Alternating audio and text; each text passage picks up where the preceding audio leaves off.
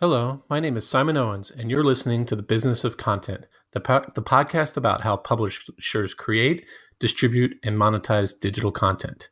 This episode, we're talking about online paywalls and how publishers decide what content they should place behind them.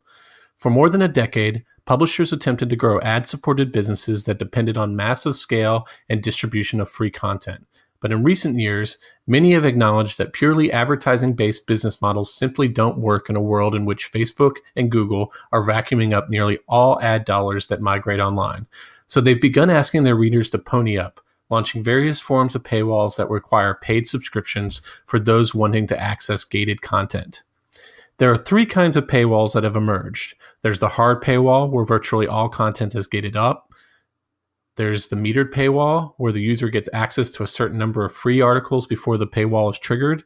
And then there's the freemium model, where a publisher will publish most of its content for free while reserving extra goodies for those willing to pony up money. So what should these extra goodies be? Discounted tickets to live events, access to a private Slack channel, physical objects, or just exclusive content? To answer this question, I interviewed Adam Rowe, a journalist for TechCo. Rowe recently wrote about subscription services and argued that publishers should put their best content in front of the paywall. He explained his reasoning in our interview. So let's jump into it. Hey, Adam, thanks for joining me on what may be my first episode of my podcast. Hey, Simon. It's great to be here. I'm honored to be your first interview. Yeah. So let's kind of set up the premise here. So what we're talking about is basically paywalls for content. Obviously, 2017 was a huge year for that in terms of we've seen huge subscription growth with already existing paywalls everywhere from like the New York Times to Wall Street Journal to, streaming services like Netflix and stuff like that.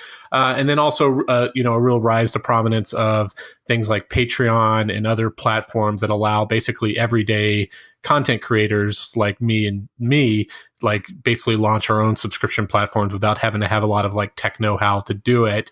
So there are kind of three main models. Well, correct me if I'm wrong. There are three main models you could do. You could do the hard paywall where everything is behind the paywall.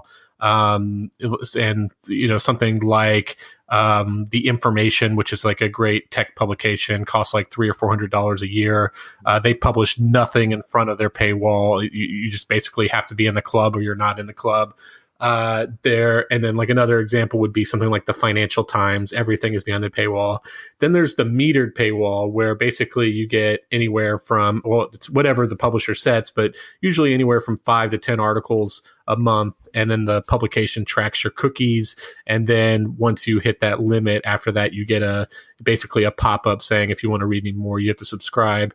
And then there's this third kind that, what you and I are about to talk about is kind of like the freemium model, where there's a lot of stuff in front of the paywall. And then like if you subscribe, you get kind of little extras. So you wrote about that. So can you talk about like what the actual debate is about what should be on the front of the paywall versus the back of the paywall? Like set up this debate here. Right. So it's like maybe a year ago, people were all talking about whether or not subscription models would take off. But now they're talking more about how the actual process of making those work would work. So the best way to make subscriptions work for different businesses, in that article that I wrote, I think the secret to it is to offer all the best stuff for free, which it comes with a lot of caveats, but I think it's a really interesting, counterintuitive rule behind subscription models. Right, because your natural inclination would be like, well, if your best stuff is the most valuable stuff, you should put it behind the paywall because that's what they're going to most likely pay for. So that's kind of why you're saying it's counterintuitive. Right.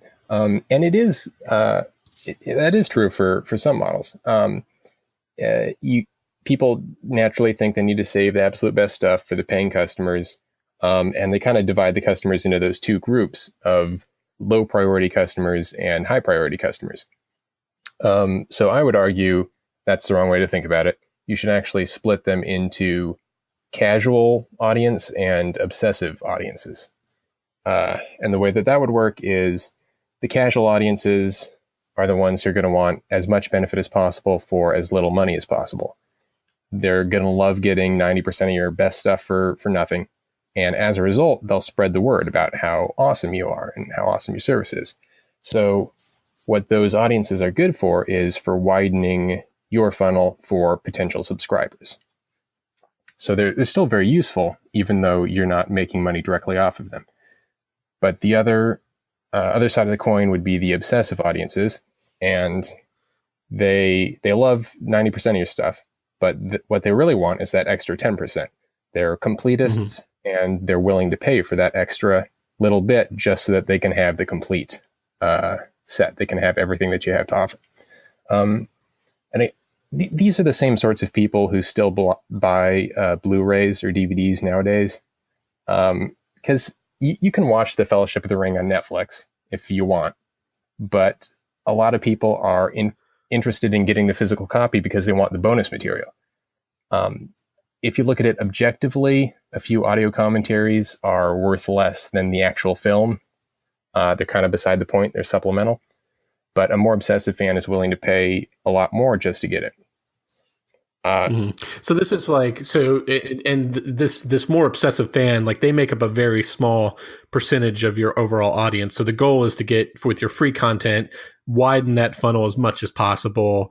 And just knowing that if you can get, like, I don't know if you know a percentage, but I've seen like 4% of your regular audience can turn into paying subscribers, which seems low, but like if you can get that funnel high enough, like, one example is this great YouTube channel called Nerdwriter, and he has like well over 1 million YouTube subscribers, but he only has like 2,000 or 3,000 Patreon subscribers. But if you do the math on what he's making close to like $200,000 a year just on that very tight, like less than like in that case, it's only like 1% of his actual following. So like you would say that this obsessive subgroup of people, like it's a much smaller, but they're willing to actually like open up their wallets and pay like pretty decent amount, right? Yeah, I've seen 3% named for the number of paying audience members versus the entire audience. I don't know where that percentage comes from, so I can't speak to how accurate it actually is. And I'm sure there's a little bit of variance depending on what your niche is. But yeah, definitely. And can you give me some examples of like what like the good content versus like the kind of side content, like the behind the paywall content, like would be in terms of when it was to give people an idea of what they mean, what we mean when we say like the best content versus the kind of extra content? Sure. Going with your example of the Nerdwriter, I'm a big fan of video essays like that. And I've seen a lot of creators will produce the actual video essays for free, put them up on YouTube, and allow anyone who wants to follow them and get every single actual video. And then they'll produce behind the scenes footage or like maybe a daily vlog style, less produced content that is for them really easy. They just turn on the camera and kind of talk about how they're producing the next video essay. But it's something that the really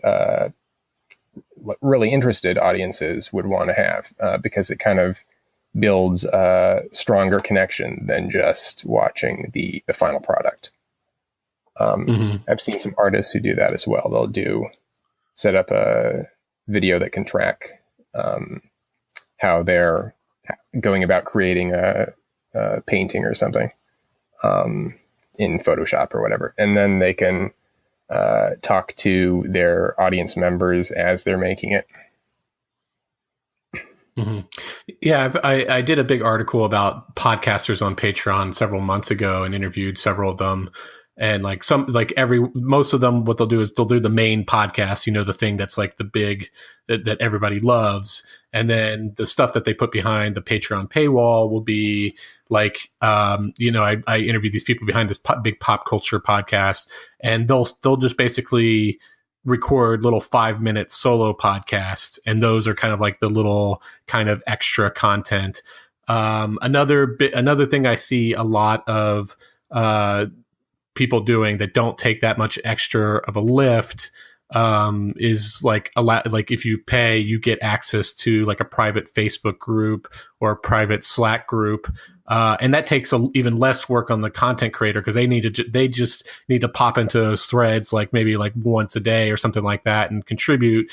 But those communities kind of become self-sustaining, so you get a lot of free user-generated content as well as the huge fans talk among themselves. Like, so there's a lot of interesting things you can do with the paywall that doesn't take that much extra work. And speaking of that, not taking extra work, that was kind of another point you touched on in your article, was that like a lot of these like if you're the New York Times, obviously you can produce a ton of content, both for and a ton of like extra goodies. You can probably hire another team, but a lot of these like paywalls are from like single sole content creators or maybe just partners, and there's really only so much stuff they can create, right? So talk a little bit about that. Yep, that's very true. You really with any internet business, you have scale as a huge factor, and it can hurt you if you do it the wrong way. So you want to do something that's going to scale up. Like you might offer, a PDF. You don't want to have to offer a physical flyer that you're going to mail out to 10,000 people, because that'll take up all your time and you're not going to be able to do your actual provide your main content. That's the real reason you're in the business. A Slack channel is a great example. It's a really smart move for someone who just has their own one-man show. Yeah, the whole like scaling thing. Like I've seen some Patreon accounts where the person like will offer to get on the phone with you for like once a month or something like that, and that just screams at you like you better price that super high, because if you suddenly take off and you have 500 people that are signing up for that feature because you've priced it too low, then you've basically screwed yourself, because that doesn't scale at all. Yep.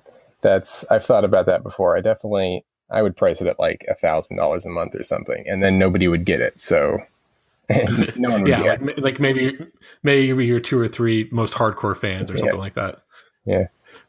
Speaking of like I think like too, a lot of like subscribers, and correct me if I'm wrong, like they're not really subscribing for the extra content. They're subscribing to support the creator. And so that's another kind of reason, don't you think, that like you shouldn't put too much of your sweat and labor into what goes behind the paywall, because really what they're subscribing is because they love what's in front of the paywall. Right. Which is another caveat that the put all your best stuff out for free model comes with, which is that it, depending on what sort of service you provide, you might have an audience that is more interested in you and kind of building a sort of a relationship with you. Or on the other side of the scale, you have industry publications and services that are, they have appeal because your subscribers can kind of write it off as a business expense. And so you can make a lot more money per subscriber because their companies are going to be paying the bills for it. But it comes with them being usually less interested in a relationship with you and just more interested in what industry data and news and analysis you can provide, which can kind of hurt you if you're putting out all your stuff for free. So if you're in niche industry business, you might want to reconsider that and either have half your best stuff behind the paywall or the majority of it, depending on how large your brand name is. Mm-hmm. Yeah. Like I've launched I launched my own subscription newsletter type thing, and thus far it hasn't been super successful. So everybody should have that caveat in mind. But like when I first launched it, I was like really intent on creating like really good articles in front of the paywall, and then really good articles on the behind the paywall that were like these super long 2,000 to 3,000 word researched articles. And I just realized I was like vastly overestimating how much content I was going to be able to put out a week. And then even talking to my own subscribers, they're like, stop wasting you don't need to stop wasting your time putting that much stuff behind the paywall. Like, we don't really care. They actually have seen the most value out of the Facebook group, which takes very little of my time. And then for like the behind the paywall content, I just kind of now throw together kind of a newsletter that takes only like 2 or 3 hours to put together, whereas like before it was an article that would take upwards of like 20 hours a week. And so I think a lot of people who start on Patreon, they start trying to throw way too much stuff behind the paywall, and then realize that they really need to scale it back because they're too optimistic about how much they can create. Gotcha. So would you say that your business is more of like a unique, more functionally more of an internet personality type than a niche industry publication? Or kind of well, I mean, I would say I'm pretty niche in terms of like the kind of people who enjoy reading my content and stuff like that. But it's also like, and I think there's a difference between like personality based content creators versus like more established brands, like the information. Like, I think someone's more willing to just want to like support someone if they think it's a one-man operation. Whereas if it's like some kind of corporate entity, they're more like, okay, what value am I actually getting for my money? Like, what extra content am I getting? Is it actually worth it to me? Gotcha. If that makes any sense. Yeah, definitely. So, and then one thing I've learned in my research too, especially in that article that I did about the Patreon and public podcasters, almost everybody I talked to said that they learned over time they would first launch, and there would be like 8 different payment tiers and all that kind of stuff. So there'd be like a $25 a month, a $15 a month, a $10 a month, and $5 a month. And I don't know if you've seen this with your research at all, but like they always said that like it was just too confusing for consumers. There were just too many choices, and that a lot of them saw success when they just simplified it to 2 different tiers. And that's when all of a sudden they clicked and they started seeing like drastic increase in their subscriber numbers. So it seems that in addition to putting your best stuff in front of the paywall, that you really need to like simplify it, and you really should have no more than 1 or 2 tiers. Mm-hmm. Yeah, I haven't researched it, but I can definitely agree with that. I can see how that would really help you out. Mm-hmm. Okay, well, Adam, those were all the questions I had for you. Tell us about where people can find you. Awesome. So I'm a writer at tech.co. It's a startup news site. Just got acquired, right? That's correct. Yeah, it was just acquired by marketing firm MVF. Awesome. I'm also a Forbes contributor.